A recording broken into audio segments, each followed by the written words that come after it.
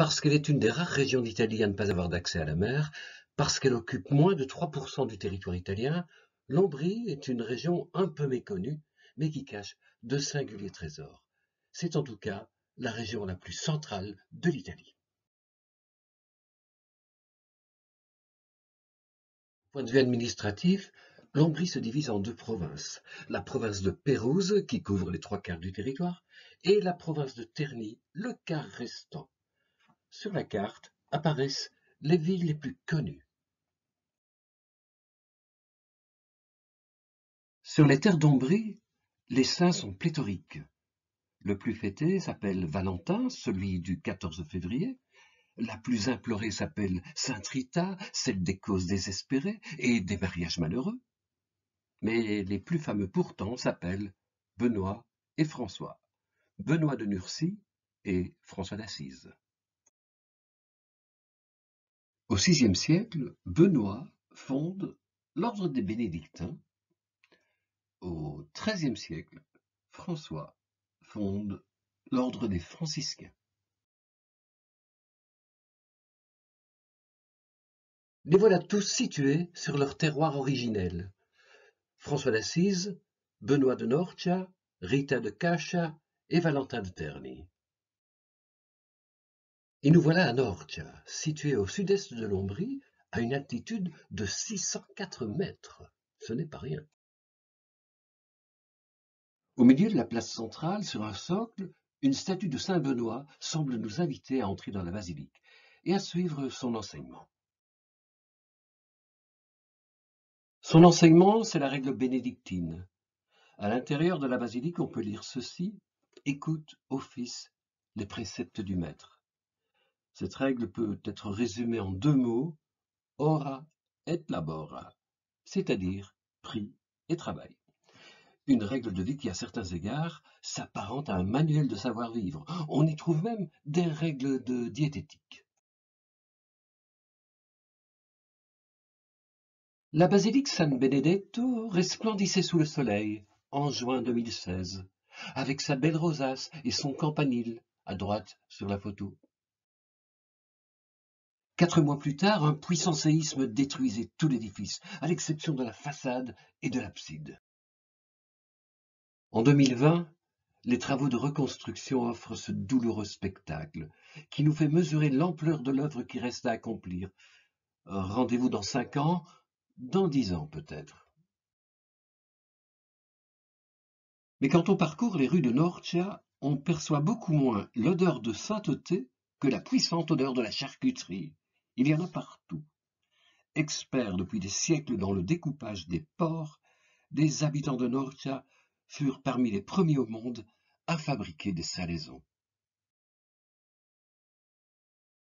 Le commerce du porc y est très florissant et s'exporte. À Norcia, les magasins de saucisses et de jambon fleurissent à tous les coins de rue. À Norcia, les deux produits phares s'appellent i coglioni di mulo, littéralement les couilles du mulet, et les palle del nonno, c'est-à-dire les boules, la bourse du grand-père.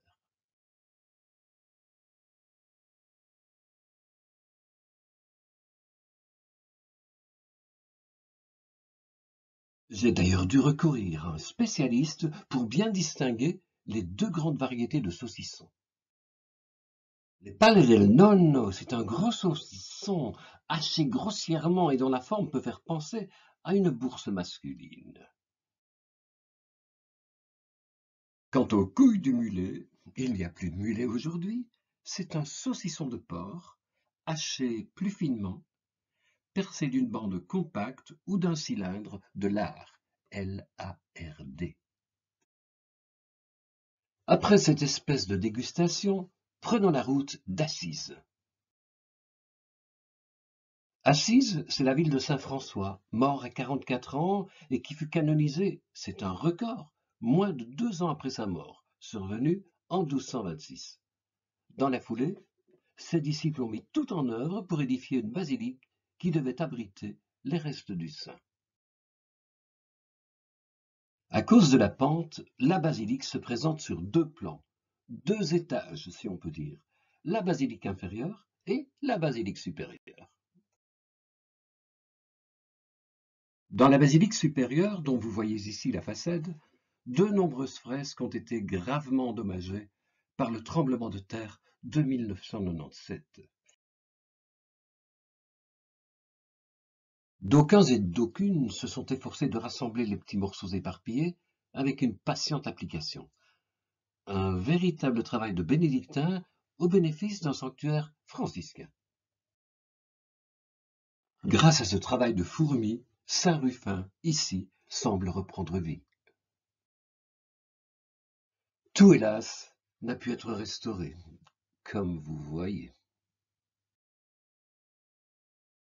Assise est évidemment un lieu de pèlerinage, même si la ville vaut par la beauté de son habitat.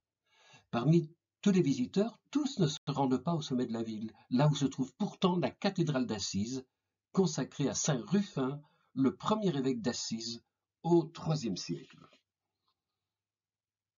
Dans le portail central de cette cathédrale, l'art peut parfois nous surprendre. Regardons les choses de plus près. Sur la gauche du portail central, on découvre ce qui s'appelle une Vierge à l'enfant. Si les manches du vêtement sont de belle facture, la Vierge nous semble un peu trop masculine, et son sein volumineux est aussi orientable qu'un rétroviseur de voiture. Mais ce n'est peut-être qu'une impression. Allons donc prendre l'air de ces villes haut perchées. Perugia, Gubbio, Spoleto, Spello. Et commençons par Perugia, capitale de l'Ombrie. Perugia en italien, Pérouse en français, chef-lieu de province et cité la plus peuplée de l'Ombrie. Une ville aux altitudes très diverses. Regardez ces chiffres hallucinants. Une ville bâtie comme tant d'autres en Ombrie, le long d'une pente très importante, une différence d'altitude de plus de 300 mètres entre la ville basse et le centre-ville. On peut passer de l'une à l'autre à pied, quand on est jeune, ou très entraîné. Mais depuis quelques années, une prouesse de haute technologie est venue donner un coup de fouet à la mobilité pour tous. Entre les deux bouts de la ville, le bas et le centre-ville, circulent depuis 2008 les nacelles d'un mini-métro qui fonctionne automatiquement, sans conducteur. Et les voiturettes se succèdent, j'ai vérifié, toutes les 40 secondes. Jamais vu une cadence pareille. Le temps d'attente là-bas est un plaisir complètement révolu. Nous voilà au sommet. Après cet arrêt, on est au centre-ville. Pour le non-initié, Pérouse est une ville à la configuration tortueuse. Les rues, presque toutes en pente, se croisent et s'enchevêtrent selon des angles improbables et dans pas mal de cas, à des niveaux différents. Et on se perd, comme dans les grands centres commerciaux, quand on ne sait plus si on est à l'étage -1 ou à l'étage +2. Pour s'y retrouver à Pérouse, il faut être un tout grand navigateur. Pour se donner rendez-vous, mieux vaut choisir la place du 4 novembre, centre névralgique de la cité, où trône l'extraordinaire Fontana Maggiore, la fontaine majeure en français.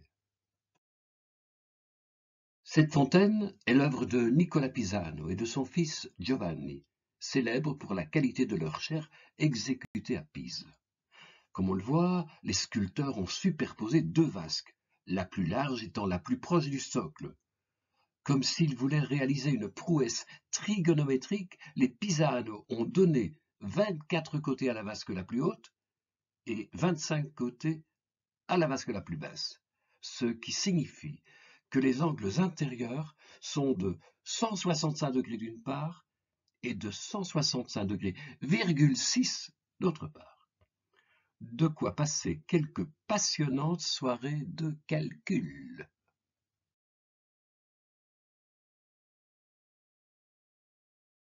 Que ce détail vasculaire, si j'ose dire, ne vous laisse pas de marbre. Du mot Perugia, on peut tirer deux dérivés, il perugino et la perugina.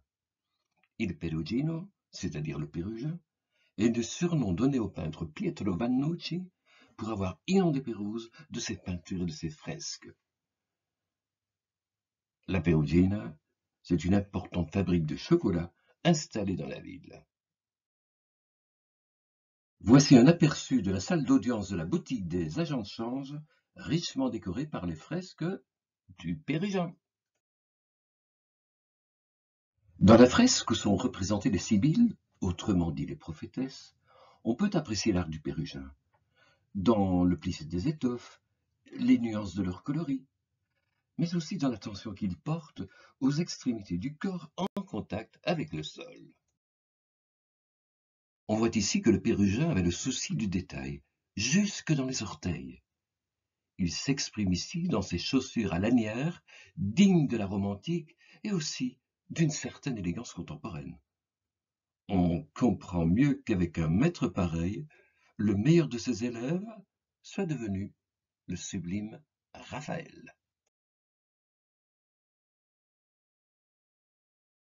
Quant à la Perugina, c'est une grande entreprise chocolatière fondée en 1907, aujourd'hui intégrée dans le groupe Nestlé.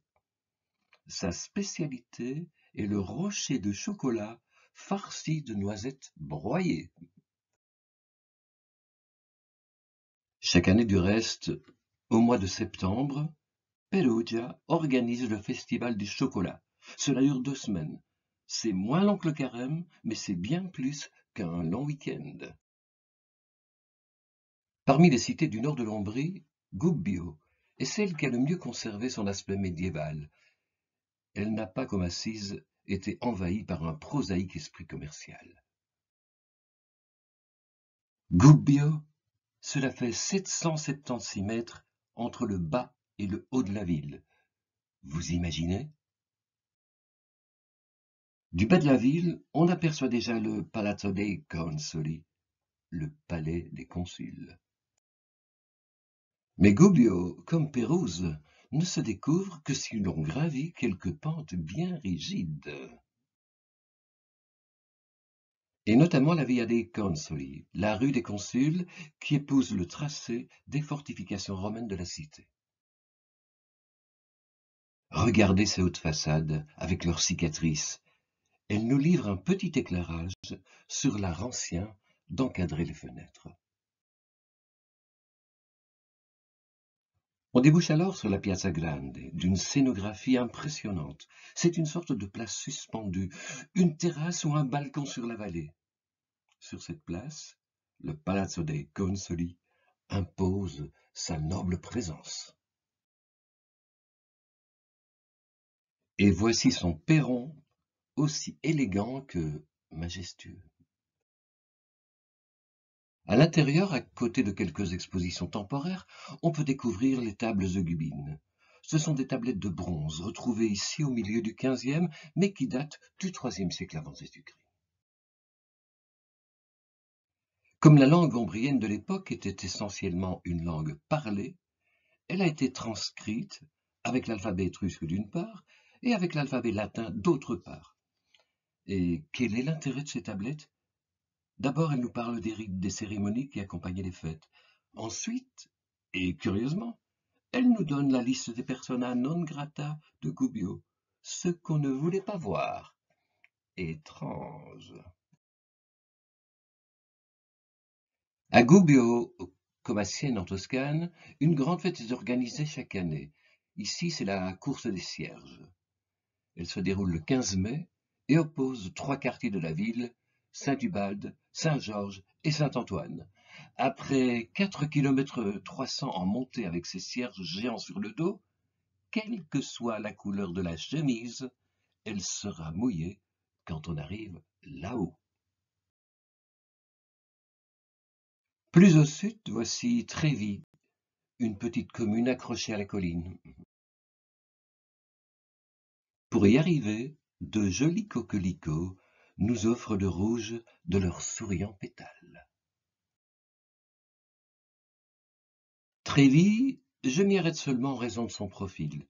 Cette configuration du village en plan incliné est très caractéristique en effet du type d'habitat que l'on rencontre dans de nombreux villages d'Ombrie. Et voilà cette même ville vue de Montefalco. Elle apparaît clairement dans son contexte à flanc de colline, protégée par la montagne à l'arrière-plan. À 80 km au sud de Pérouse, on débarque à Spoleto. Spoleto, c'est comme Bergame. Il y a la ville haute et la ville basse. La ville basse est la plus récente, la plus commerçante, la plus bruyante. La ville haute est la plus ancienne, le cœur historique de la cité. Et la municipalité a bien compris, étant donné la pente, qu'il fallait proposer pour aller de bas en haut une mobilité alternative, comme ils disent. Ils ont donc réalisé un parcours mécanisé. Il s'agit en fait d'un tapis roulant, pente douce au début, suivi d'escalators quand la pente se fait plus sévère. Des sorties sont prévues aux différents niveaux de la cité. Au sommet de la ville trône la Rocca, cette forteresse qui fut jadis une prison. L'agresseur du pape Jean-Paul II y fut incarcéré. Un peu en contrebas, une descente et quelques marches nous conduisent sereinement devant la cathédrale de Spoleto. La voici, dans sa facture romane, admirablement exposée au regard, touchante par sa simplicité. Sa façade, avec sa mosaïque et ses rosaces aveugles, est un modèle de sobriété, d'élégance et d'harmonie. Mais le plus impressionnant est sans doute la fresque qui se trouve à l'intérieur de l'abside. Elle est l'œuvre de Filippo Lippi et de ses élèves, car le malheureux mourut avant d'avoir achevé son projet.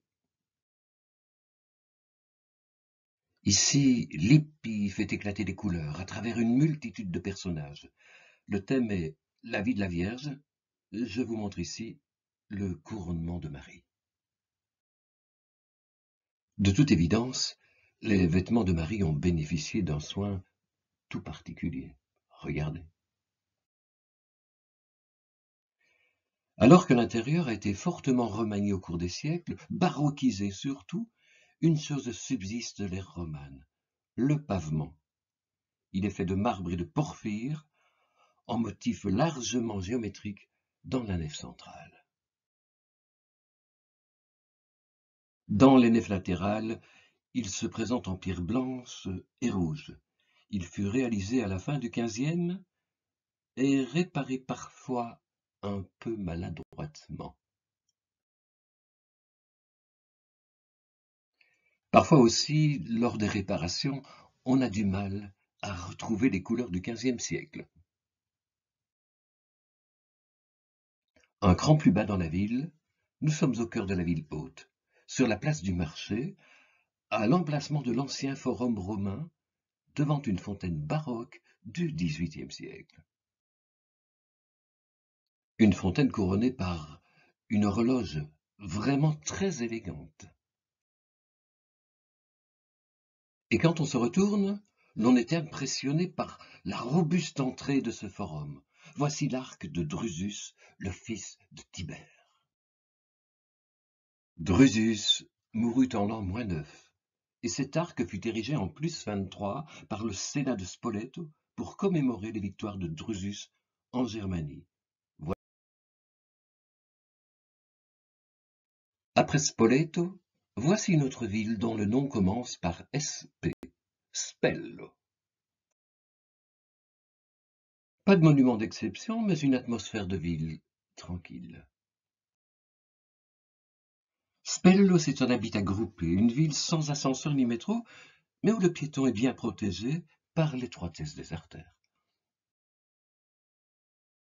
De petites rues en escalier en font le charme d'ailleurs. Même si quelques artères nous incitent à la prudence, notamment ici, près des tours de Properce. Comme vous le savez, un cadran solaire ne fonctionne que si le soleil luit. Sur la façade d'une maison de Spello, on peut lire ceci: Sine sole sileo. Sans soleil, je fais silence. Et plus loin sur la même façade, Sine oleo doleo. Sans huile, je souffre. Et plus loin encore, Sine pane pereo. Sans pain, je péris. Oui, à Spello, on a rendez-vous avec l'humour. Depuis peu, 2018, Spello a ouvert un musée, la Villa dei Mosaici, la Villa des Mosaïques. Des mosaïques découvertes en 2006 lorsqu'il s'est agi de réaliser dans la ville un parking souterrain. Ces mosaïques tapissaient une villa romaine du 1er siècle et sommeillaient sous 4 mètres de détritus.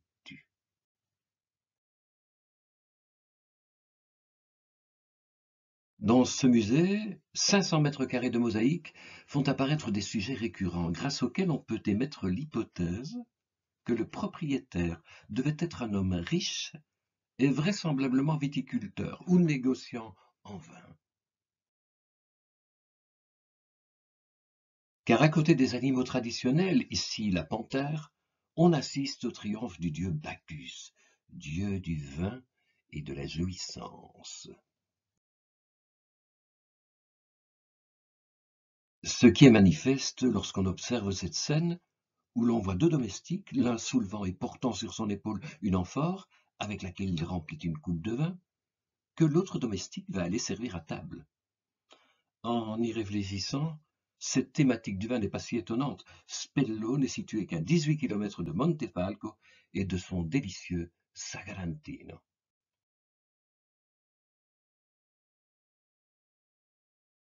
Et ces mosaïques de Spello nous renvoient à l'histoire de Rome, qui a laissé de nombreuses traces en Ombrie, à Carsolai notamment, et au lac Trasimène. Comme vous le voyez, l'Ombrie est traversée par le Tibre, mais également par une autoroute romaine qui ne s'appelle pas la Via Appia, mais la Via Flaminia. Cette autoroute militaire naît de la volonté du censeur Flaminius, en l'an 220 avant Jésus-Christ. La Via Flaminia reliait Rome à une ville bien connue aujourd'hui, Rimini.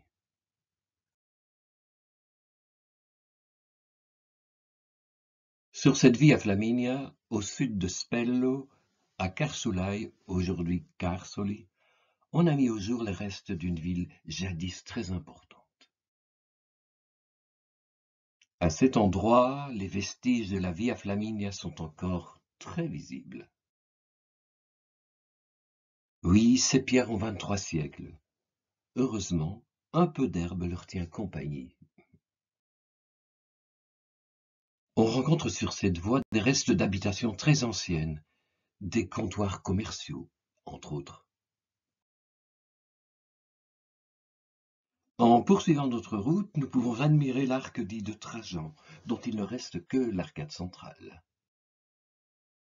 Il comportait autrefois 3 arches revêtues de marbre, mais au cours des siècles, il servit de carrière aux voleurs de pierres. Rendez-vous donc dans la deuxième partie.